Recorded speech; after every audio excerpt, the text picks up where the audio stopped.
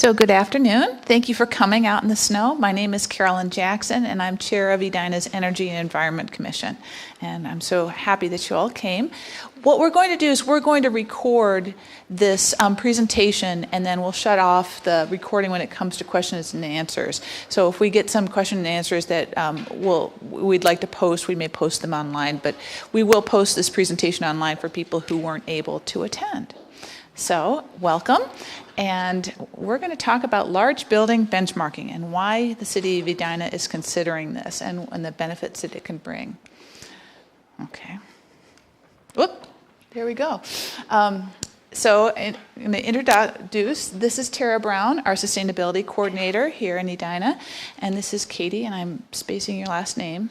Jones, Katie Jones from the Center for Energy and Environment, and Leah Hineker is in the audience here from Hennepin County, and we've all been working together to put this together. This is a collaborative effort. So we'll talk about why building benchmarking is important here in the city of Edina, what it is and how it works, and then what would the actual mechanics of having building benchmarking, how is that going to work here in Edina? Our next steps, and then we'll take your questions and answers. So again, thank you all for coming. So the city of Edina really values energy and environment. We were the first city in the metropolitan area to include a chapter on the environment in our comprehensive plan in 2008. And at that time, we adopted the greenhouse gas reduction goals of 15% by 2015, 30% by 2025, and 80% by 2050. In 2014, the city underwent a visioning process, and in that whole discussion and report that came out, the one thing that was a universal value, nobody voted against this, it was universally accepted that the environment is very important in Edina, and that we should take an active and ambitious internal and regional leadership role in environmental stewardship principles. So we really had a charge to do something about the environment. However, in 2015, it came out, well, here, let's see, we'll go back. In 2015, we did not make our 15% reduction goals. So the Energy and Environment Commission, I was not on it at the time, came to the City Council and said, look, we made this promise in 2008 that we would do something. We haven't moved the dial, and we need to do something. So we underwent a process with Xcel Energy called Partners in Energy. And one of the things we identified is the difference between residential, business, and government actions. And this benchmarking came out of that process. And here we are. Let's see. Oh, well, the other figure I want to put out there. So in 2016, we adopted our Partners in Energy, electricity action plan. And one of the things was to identify policies that would help us meet our goals. And then in 2018, it's interesting to know that commercial buildings, 25,000 square foot and larger, spent $81 million on electricity and gas, on energy expenses. So that's the annual fee, the annual cost that we're starting with here in the city, $81 million. So you can see that what this map is, this chart, shows the gray line is where our goals are, where we want to be, and the black line is if we do nothing. So that includes actions taken by Xcel Energy. So if we do nothing, we will stay on that black line, and the gray line is where we want to be. So what can we do? Where do our greenhouse gas emissions come from? Very small amount from solid waste. We have a pretty big chunk by travel, and these are 2016, 2017 numbers. Travel has actually exceeded electricity and gas at this point nationally. We don't have specific numbers for Edina, but that's the source of greenhouse gases. But then you see energy, and that's natural gas and electricity. It is the biggest chunk of our greenhouse gas emissions, according to the most recent numbers. And where does that go? So when we did the Partners in Energy program, we noticed, hey, even if we reduce 100% of our greenhouse gases from here in the city, it's only a little tiny sliver. And the big chunk, especially in electricity, comes from the commercial and business sector. We don't have any power to regulate businesses and say you can't have any greenhouse gas emissions, you have to have all green energy, but we want to have a conversation because this is really important. You're important partners in our goals, to reach our goals for greenhouse gas emissions. In natural gas, it's about 50-50 between residential residential and government, and then 50% commercial. So, but the electricity was a really stunning number. So we said, we got to figure out what can we do to all partner together to address greenhouse gas emissions. One of the things that came up was building benchmarking. This is something it's information, and the information is power. So what building benchmarking, in our belief, and we hope that you share this, is that it will help reduce our costs of electricity and energy in our buildings here in town. We will provide tools to help you track your energy use. You can, there'll be building-to-building peer comparison so that people who are looking to rent can say, I have clients who really believe in reducing greenhouse gases. I want to rent with somebody who's doing their part to reduce that. So it's a marketing tool. It will create a demand for energy efficiency in the property market. Investors look at this when they decide what kind of buildings they want to buy, and it will support our goal to reduce greenhouse gas emissions 80% by 2050.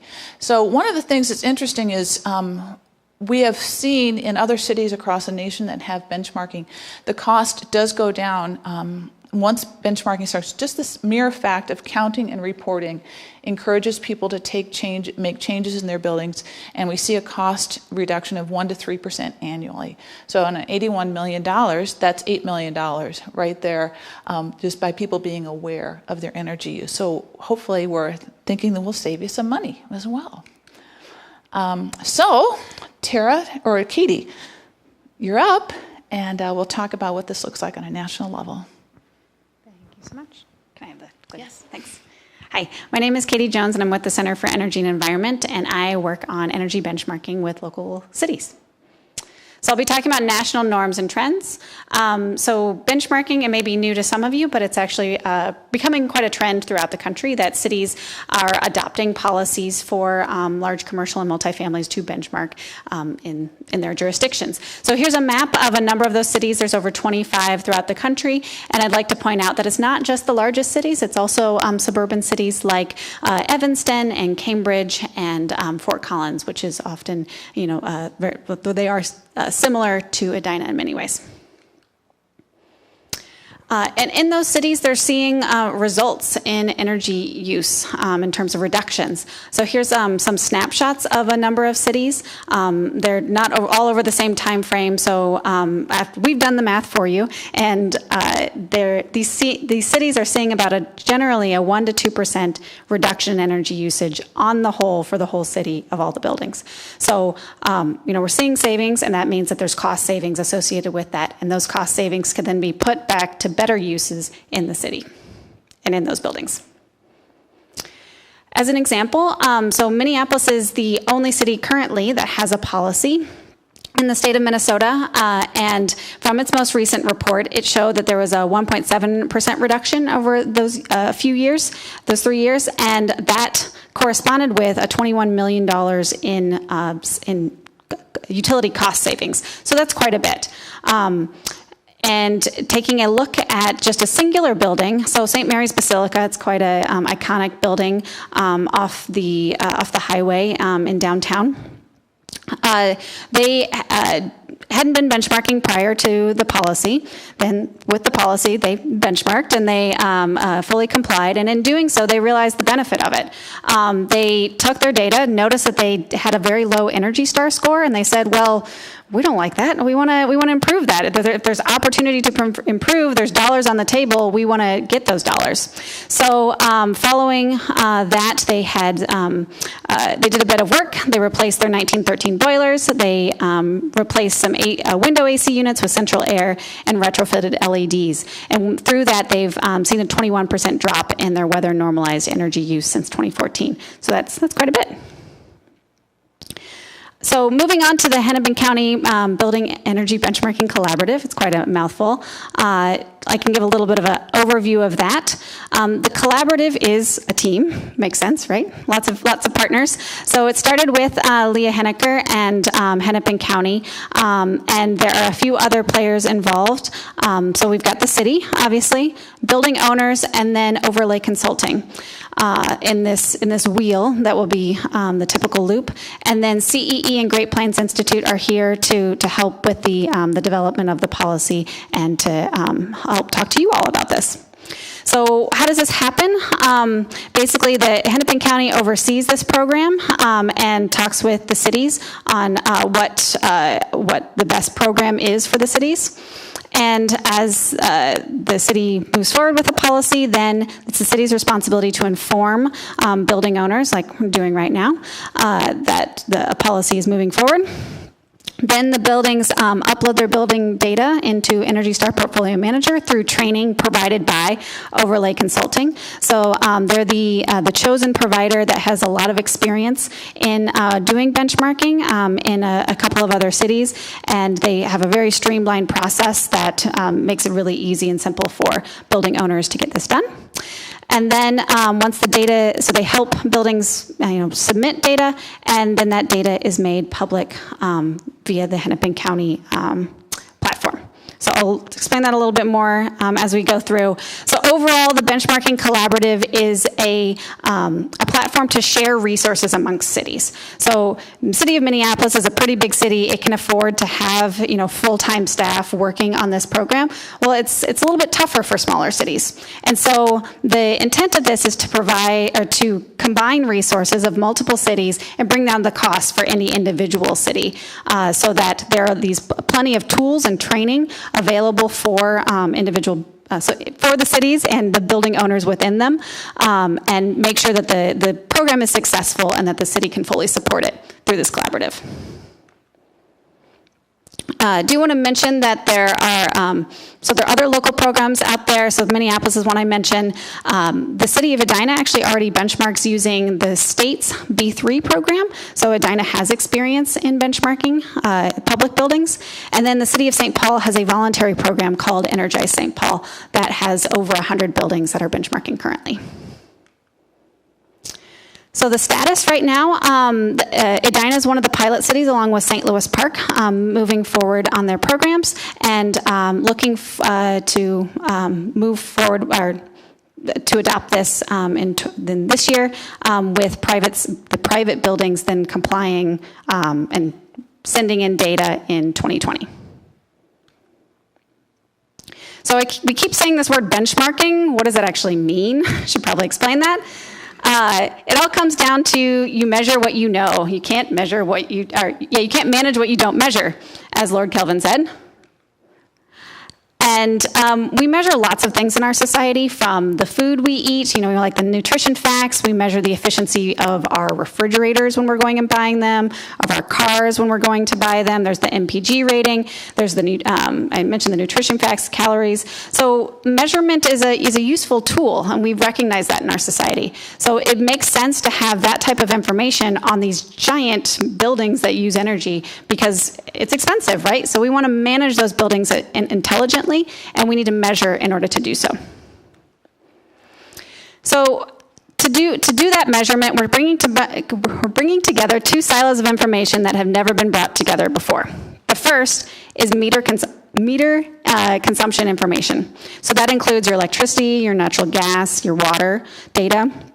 Bringing that together with building characteristics. So the area of the building, the square footage. The type, so is it a school, is it a hospital, is it an office building? The schedules, the occupancy, the year built. And once we bring those two together, we get two high-level energy metrics.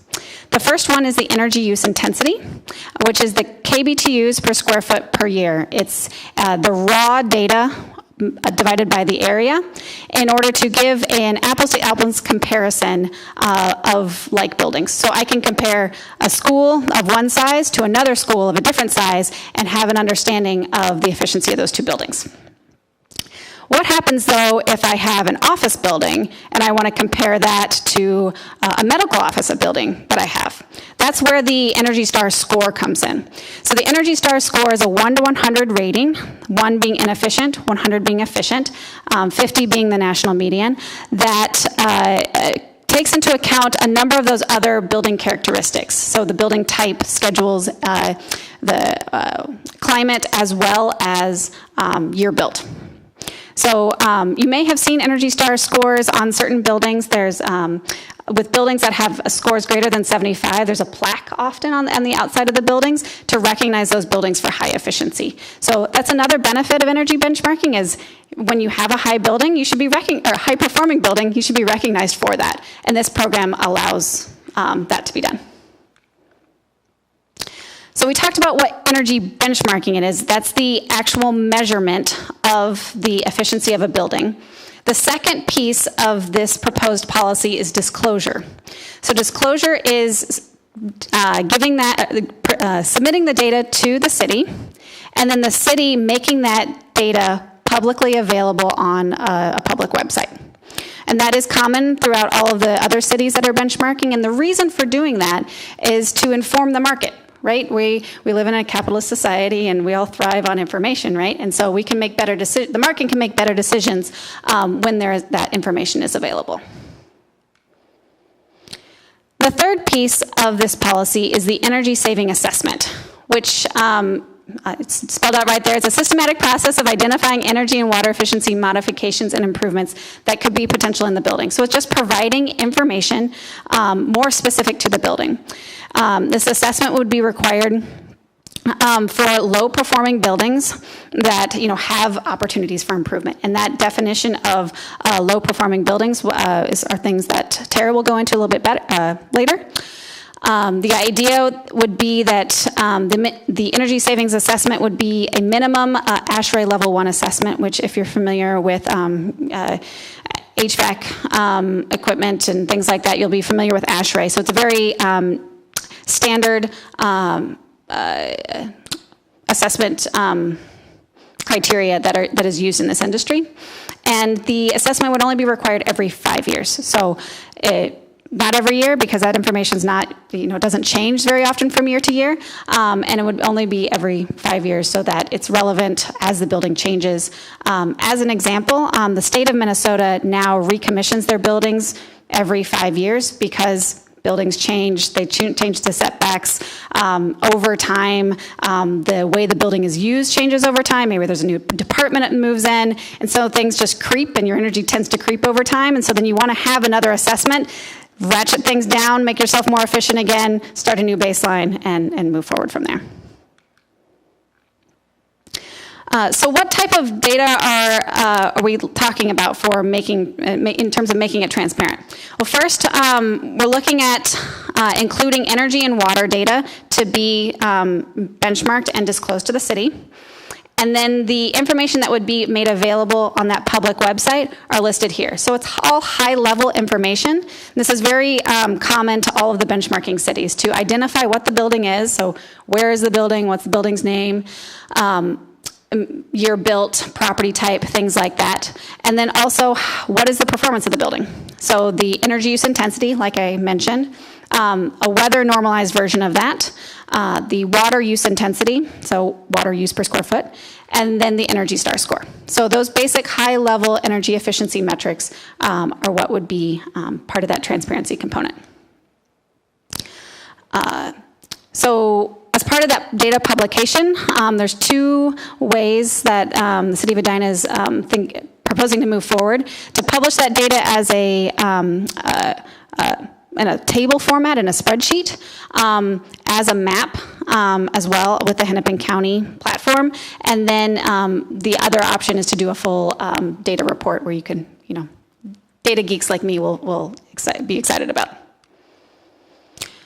This is a little bit whited out, but what I wanted to show here is this is an example from the city of Minneapolis. You can kind of see that each block has a building footprint on it, and this is supposed to be an example of how the data would be disclosed on the Hennepin County's website. So for each building, if you click on a building, you'd be able to see this type of data where it would have the EUI, it would have the Energy Star score, it would name the building, have the building address, and the year built. So things that are relevant to the context and to provide context around the building's performance. I'm actually going to skip through that and go to what would building benchmarking look like in Edina. Thanks. Thank you guys for coming out on this snowy April day. So We've been talking with the Energy Benchmarking Collaborative for over a year. We've been talking with some stakeholders. A few years ago when we started the Electricity Action Plan, we were engaging with businesses here. And we heard a very different part from some of your peers here in the city. Some were already doing this, it makes sense for them, it really helped out.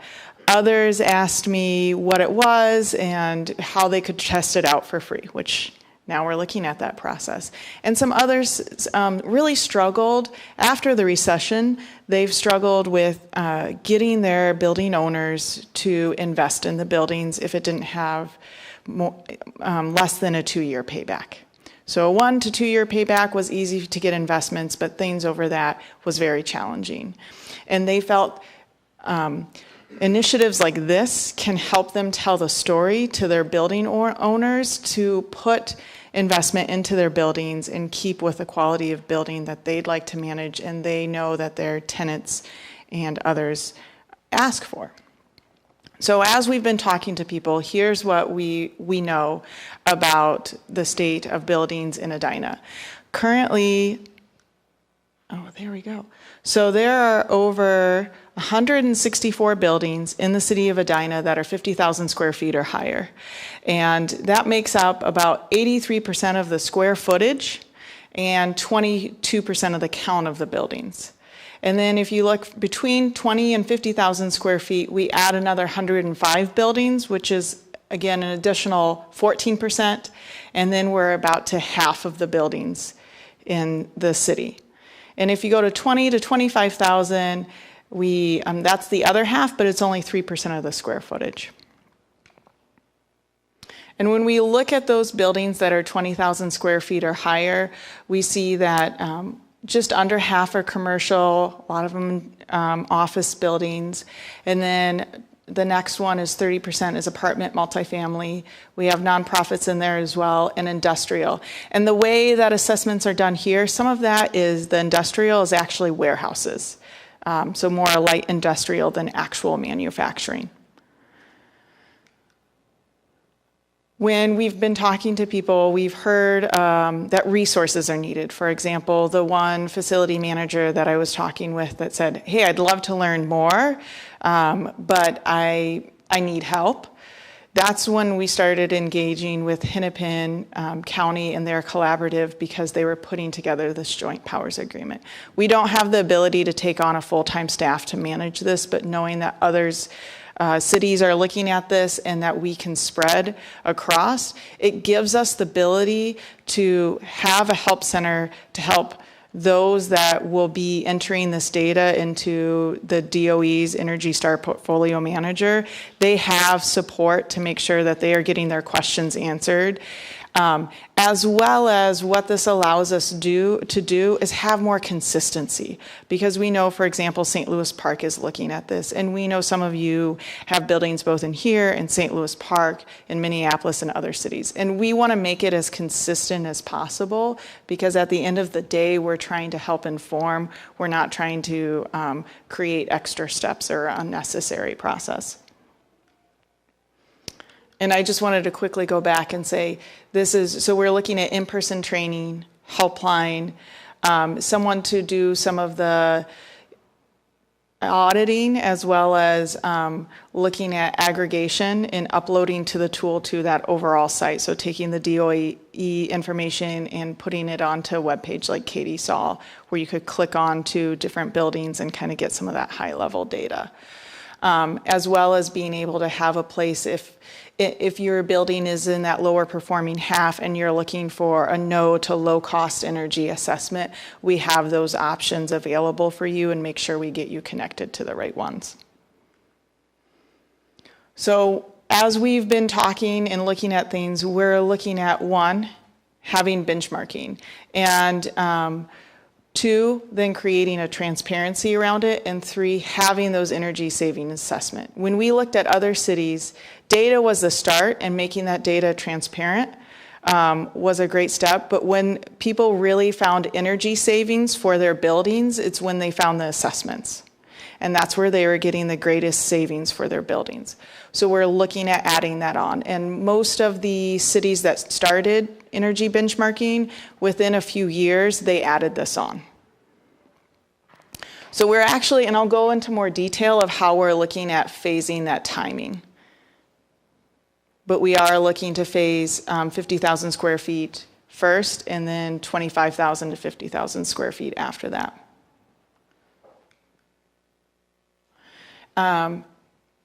Katie mentioned energy assessments, and we are looking at it at low to no cost. One reason we're doing that is we know there are free energy assessments out there for multifamily building efficiencies at the ASHRAE level 1. But we also know, when we've talked to a few of your peers out there, that people want choices. And so we don't want to constrain people to this one energy assessment. If you want a full commissioning or recommissioning and you want that to be available to you, we wanted to make sure we did that. So we did low to no cost, with these being some of the examples of what people could use with their energy assessment.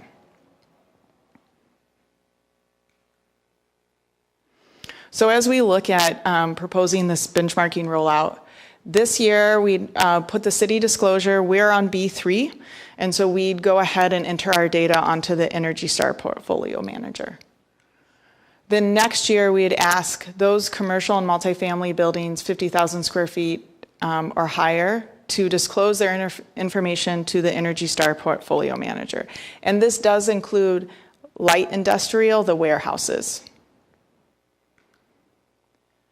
Then the next year, the annual benchmarking would happen, but then we'd wait till the second year to publish it on this website, so that you have a year to figure out your data. If you feel like it doesn't look right, you have time to work on that, and we have those help centers to help you out. Then we'd move on to commercial and family, multifamily for the assessments. It says audit up there, but when we've been talking about this, those energy saving assessments. And then we'd get started with the 25,000 to 50,000. We'd do the same thing. First year disclosing, then the next year making it transparent, and then the other year going to audits. One thing, and we can tackle this in Q&A. I am recording this presentation so we can make it available to more people. But there has been requests to move faster with some of this from the community. And so we'd love your opinion on whether or not to the third year where 50,000 square feet or higher are getting that audit, if we should just start 25,000 square feet that year. So 50,000 square feet, entering their data the first, that 2020, 2021, making it transparent, and then 2022 simultaneously, while we're starting the assessments with 50,000 square feet or higher, we then actually start the 25,000 square feet disclosure in 2022 instead of 2023. So we'll come back to that.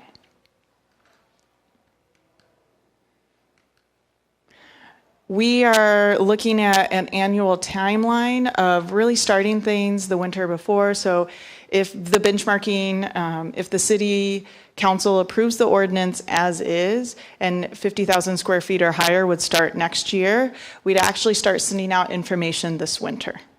And this winter, we'd give notifications, start handing out the help center information, start answering FAQs.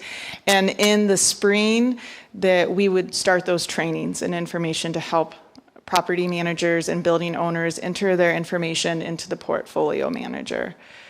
Through the spring, when that deadline, we're looking at a June 1st deadline, as that's consistent with most of the other benchmarking out there. And again, trying to keep that consistent timeline for everyone involved. Once that is done, we'll send out reminders for those that we haven't seen, enter their data and connect with them. And then through the spring and then the fall, our contractor will work on ensuring the data is audited, that questions are answered if anything looks a little off. And then we'd start that process again in late winter. So After this, we plan to post this presentation on our website and continue to guide people to me if they have any questions, comments.